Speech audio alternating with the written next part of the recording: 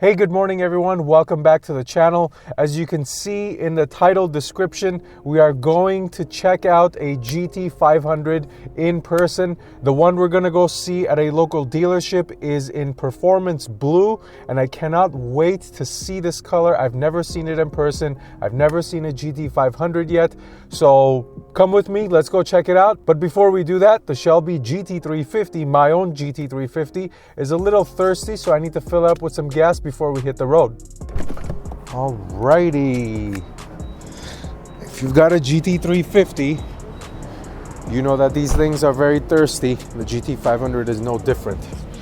So let's see, gas prices in California. Let's see where we're at. $3.45, $3.59, $3.73. Of course, for the GT500 and the GT350, you will have to fill no less than 91 octane, which is the highest we've got here in California. One moment, please. It's like a little computer thinking inside there.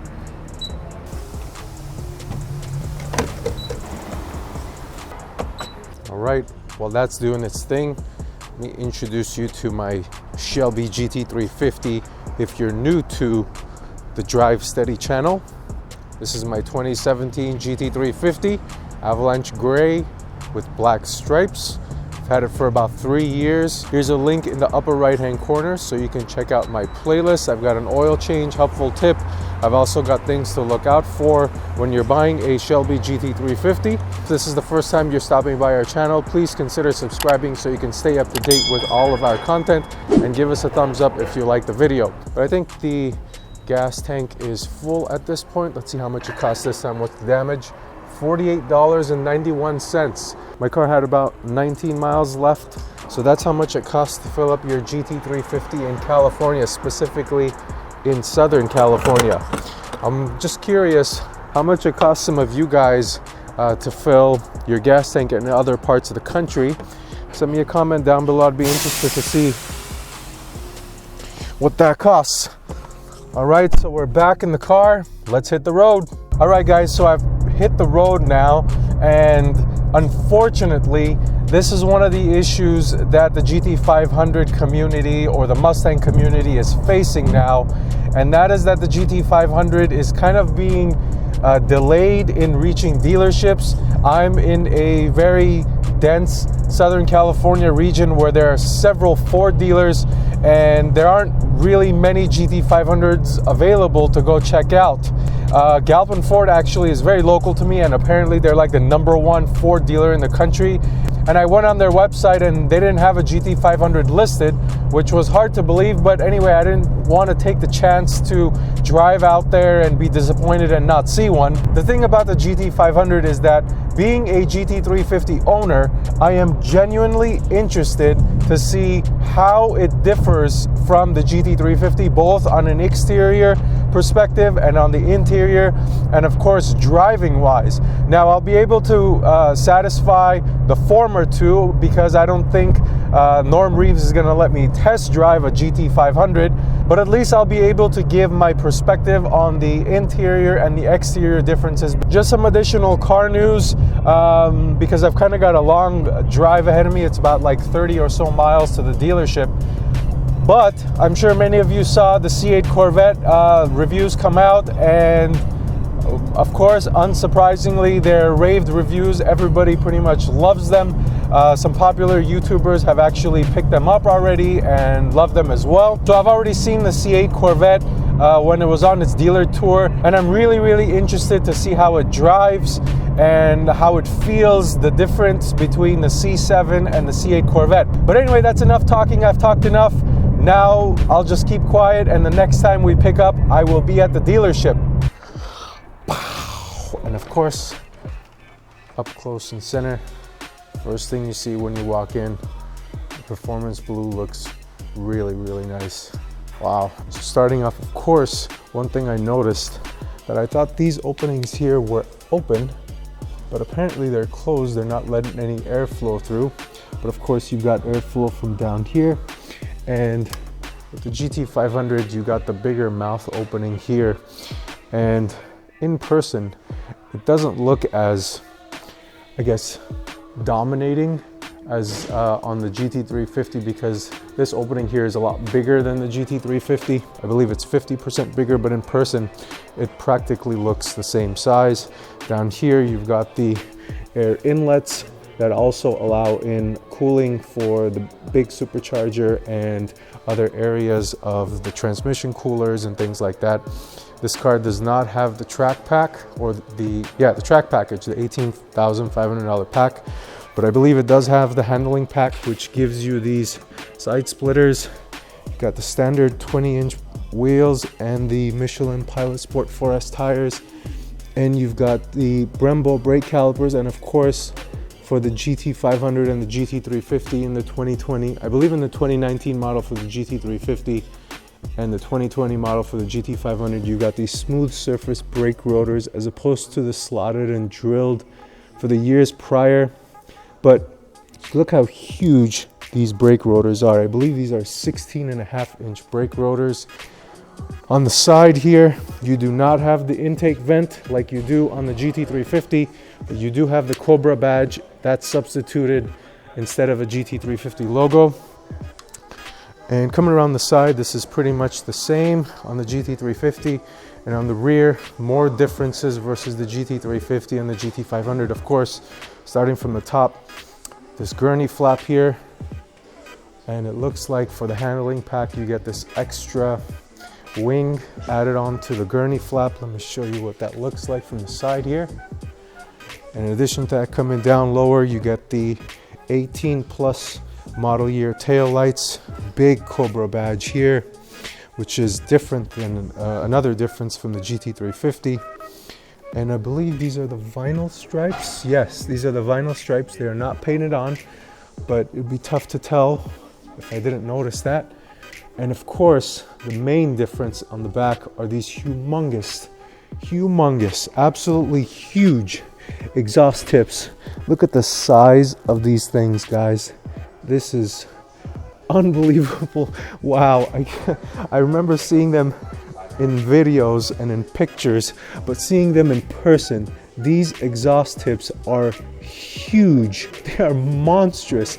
For perspective, I would say the size of a softball, maybe even a little bit bigger. But yeah, these are huge exhaust tips.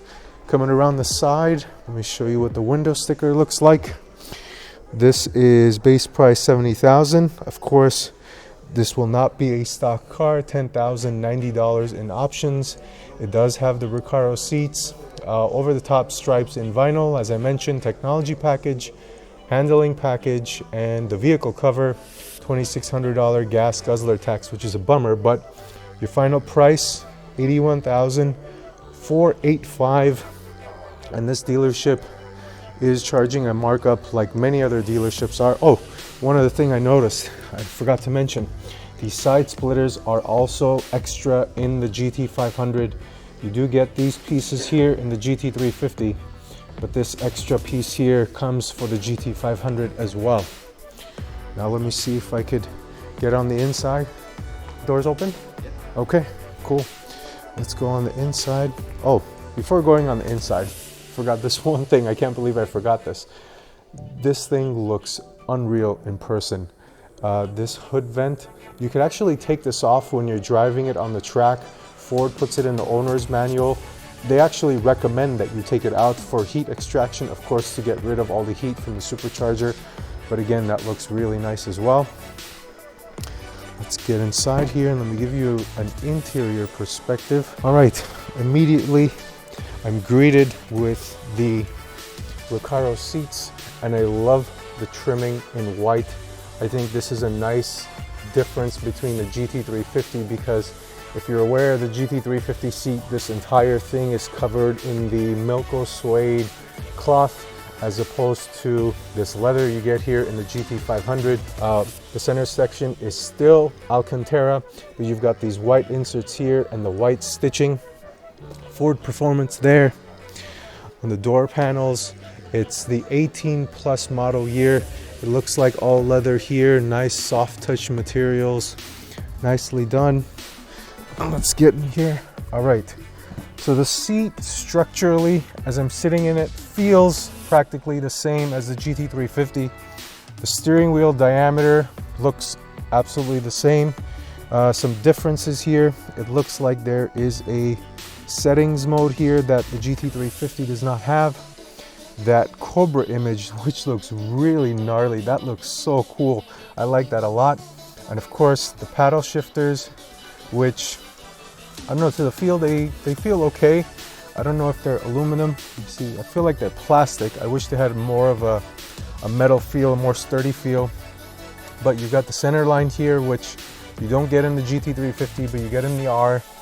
And the biggest departure, of course, is this center shifter column, I suppose, for lack of a better term. And notice you don't have a manual handbrake like you do in the GT350.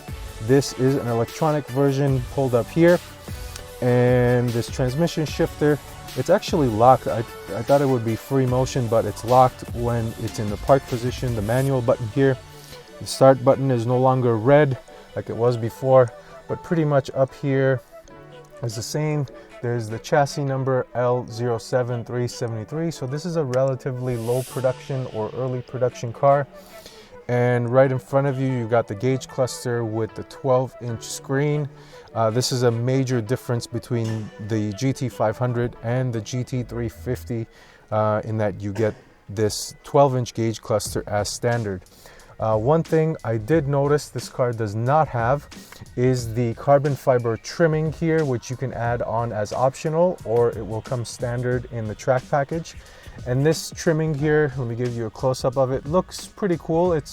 I would say it's made to have like this pseudo carbon fiber look. It's got a little carbon fiber weave, but in general, I would definitely opt for the carbon fiber dash here. I think that really would set it off much better.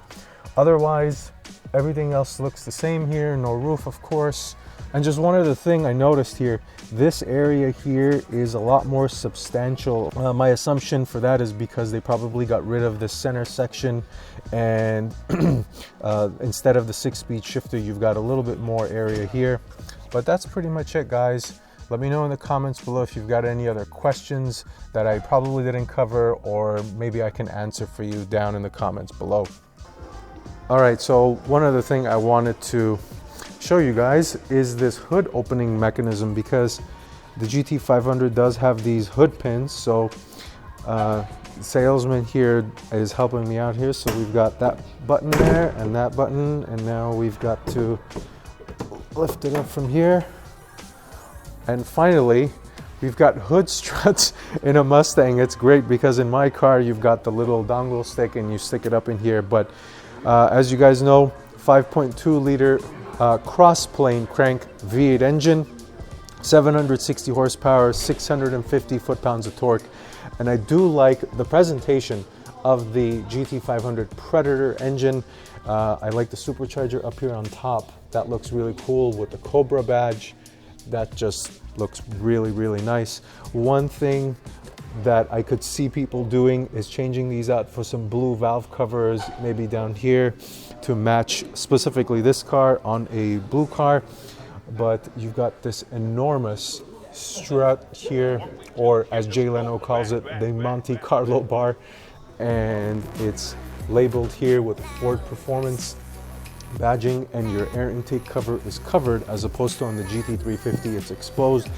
But you can see that right here is a plenum from the front part of the grill. I believe it's right here. You can see that is funneling directly through here into your air intake and feeding in air for this monster 5.2 liter engine, carbon fiber composite.